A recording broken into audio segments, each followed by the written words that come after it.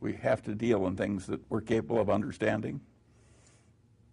And then once we're over that filter, we have to have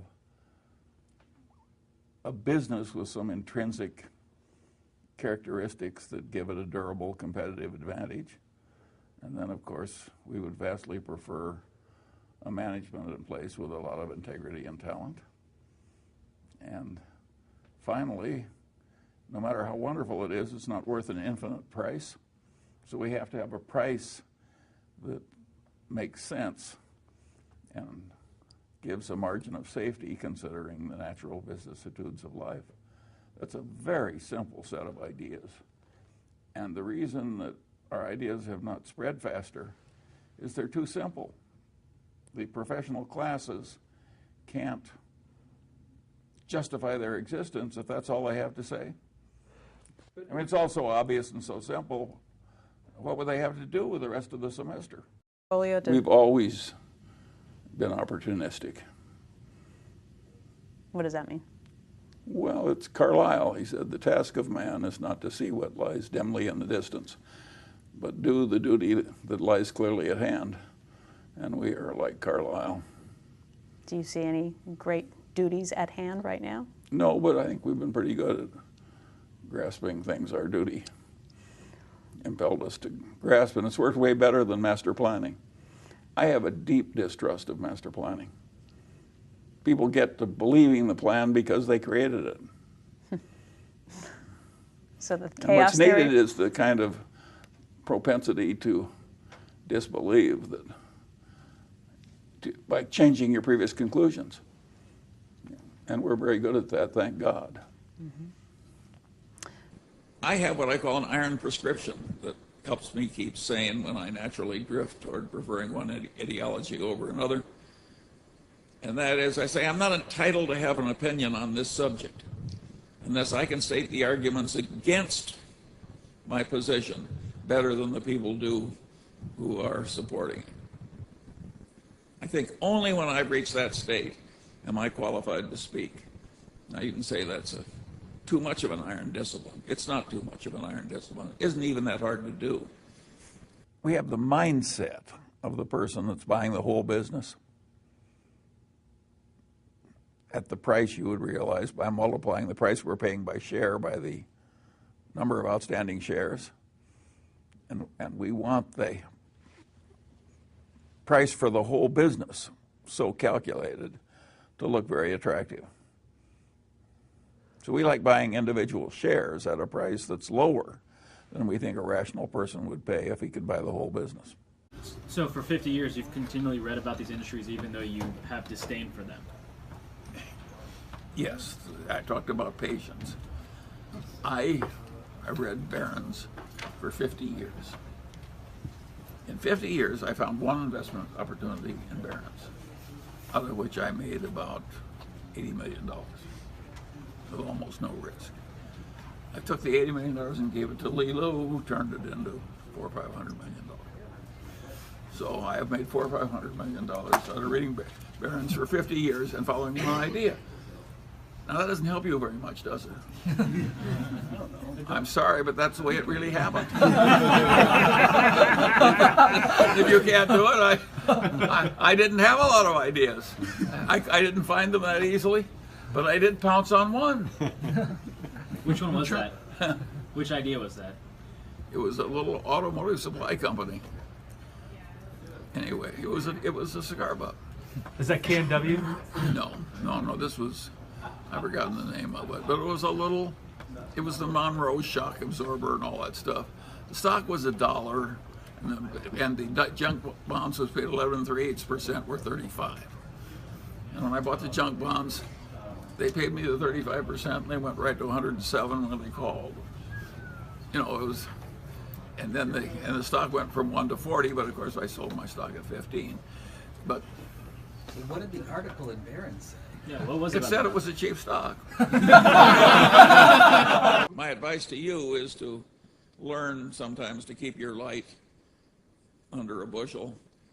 One of my colleagues, also a #1 in his class in law school, a great success in life, clerk for the Supreme Court, etc., But he knew a lot, and he tended to show it as a very young lawyer. And one day, the senior partner he was working under called him in and said, "Listen, Chuck," says, "I want to explain something to you." He says, "Your duty under any circumstances is to behave in such a way that the client thinks he's the smartest person in the world. And you've got any little energy or insight available after that, use it to make your senior partner look like the smartest person in the world. And only after you've satisfied those two obligations do you want your light to shine at all." Well, that may have been very good advice for rising in a large firm. It wasn't what I did. I always obeyed the drift of my nature, and if other people didn't like it, well, I didn't need to be adored by everybody. It was succeeding mightily on multiple fronts, and it was cheap in relation to what was plainly going to happen. That was a valuable insight. There are times when even a company as big as Coca-Cola is too cheaply priced by the market, considering what it's going to do for the shareholder. And there are times when we can figure that out, and there are times when we can't. And the times when we can figure it out, we tend to go in heavily. For many, many months, we were buying as much Coca-Cola as we could buy, roughly a third of the volume trading, every day for months. So we were very aggressive in buying into Coca-Cola. Another idea, and by the way, when I talk about this multidisciplinary attitude, I'm really following a very key idea of the greatest lawyer of antiquity, Marcus Tullus Cicero. And Cicero is famous for saying, "A man who doesn't know what happened before he's born goes through life like a child." Now, that is a very correct idea of Cicero's, and he's right to ridicule somebody so foolish as not to know what happened before he was born. But if you generalize Cicero, as I think one should, there are all these other things that you should know in addition to history. And those other things are the big ideas in all the other disciplines. And it doesn't help you just to know them enough so you could prattle them back on an exam and get an A. You have to learn these things in such a way that they're in a mental lattice work in your head and you automatically use them for the rest of your life.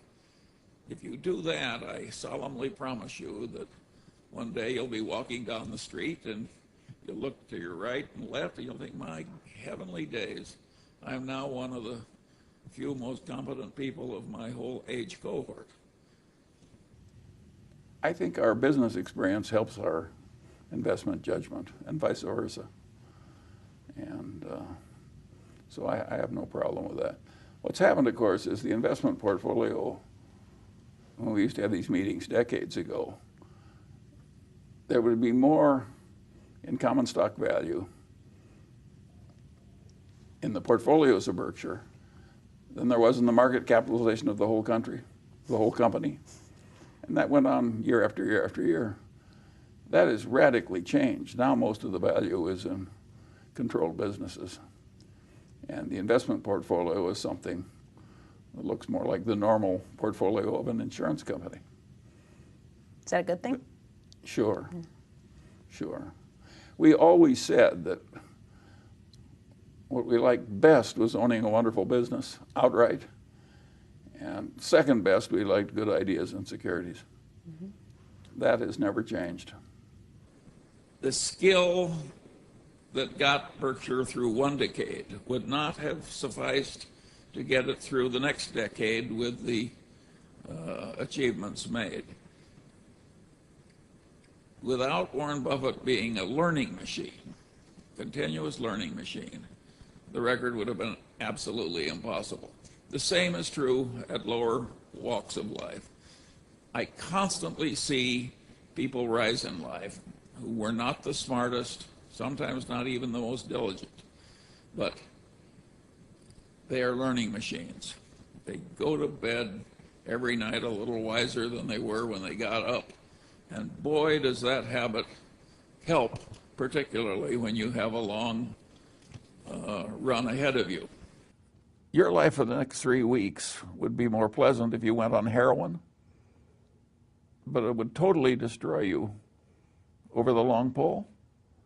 And that's what an economy does when it allows itself to be seduced by the potential for an idiot boom into allowing all this gross immorality and this craziness to take over. When I met Warren, he immediately started telling me how much better his way of making a living was than mine, and that I was too smart to stay in such a silly business as law practice when I could go into his business of running an investment partnership. And it took me about 2 or 3 years to realize he was right. When they ask Warren how he wants to be remembered, he wants to be remembered as a teacher. Well, who in the hell is saying that from the top of a company, from a record like Warren's? Why wouldn't I like being associated with that ethos? How do you want to be remembered? Well, I have a little different twist. I have less ambition than Warren at being a great teacher. I am trying to emulate my great-grandfather. When he died, they said about him, nobody envied the success so fairly won and wisely used. It's a simple philosophy. But wouldn't Wall Street have worked better if more people had tried to imitate my great-grandfather Ingham?